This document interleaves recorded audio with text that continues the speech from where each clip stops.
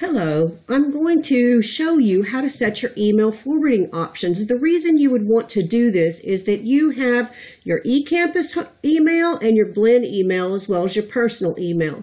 So if you set your eCampus email to forward to your Blinn email and then set your Blinn email to forward to your personal email, you only need to open one email to make certain that you have not missed a message from one of your instructors.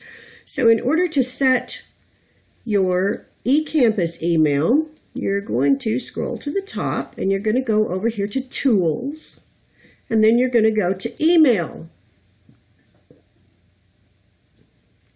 And my computer is a little bit slow because of recording the Tegrity at the same time. So now that I'm in my email, momentarily, I will get more tools. I feel like I need background music.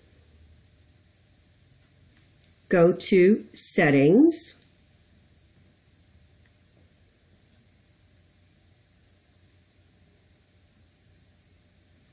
And then scroll down. We have all kinds of email options in here which you might want to examine. One of the things you probably also want to do is to put a signature in, and you can just make it as simple as your name and then student, aspiring nurse, aspiring professional. But here are your forwarding options.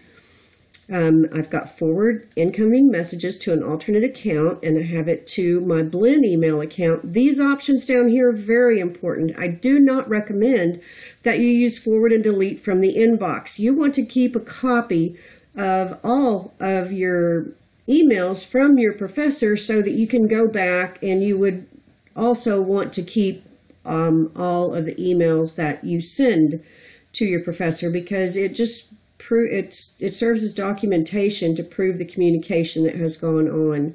So what I always do is I put forward and mark unread in the inbox folder, because I don't want to give myself the impression that I have read it when I've only forwarded it to another one, and then you hit the save button. It's that simple. Now, as far as your Blinn email is concerned, it's a little bit different. It's still called forwarding options, so you can search for that. And your interface on Blinn email may look somewhat different than mine, and it probably does. So again, I'm going to go to Settings, which is the gear, and Options.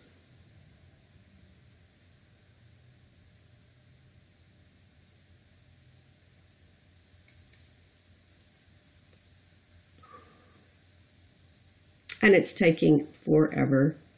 I apologize. It's worth the wait, I promise you.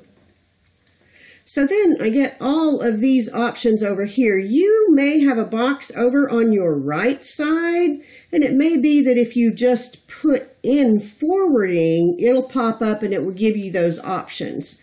So what I want is, I want mail.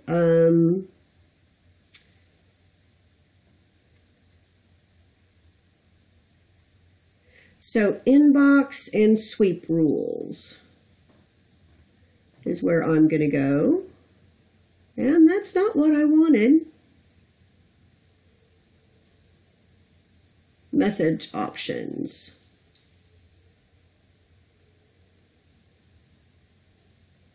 Again, not what I wanted.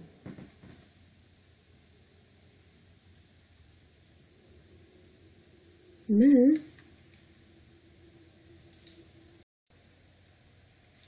All right, on my version of the web-based Outlook, you go into Inbox and Sweep Rules, and then you're going to create a rule. And I have created the rule here. When I click on it and click the pencil to edit it, you can see that there's a drop down here, and it says Apply to All Messages. And that's one of my choices here, is that I want all my messages, and then I have a lot of choices here. So move, copy, or delete, pin the message, mark the message, but forward, redirect, or send.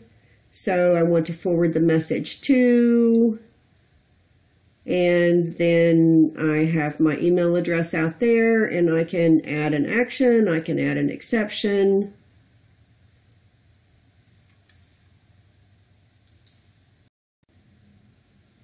And when I finish my options, I just click OK, and I'm done. And yours may look somewhat different. I encourage you to go to the help box, and I believe yours may be over off on the right, and if you just type in forwarding, it'll take you directly to that feature, and it may look different depending upon the interface that you're using, but all emails will allow you to do this, and I strongly encourage you to set these things up to make your life a little bit easier.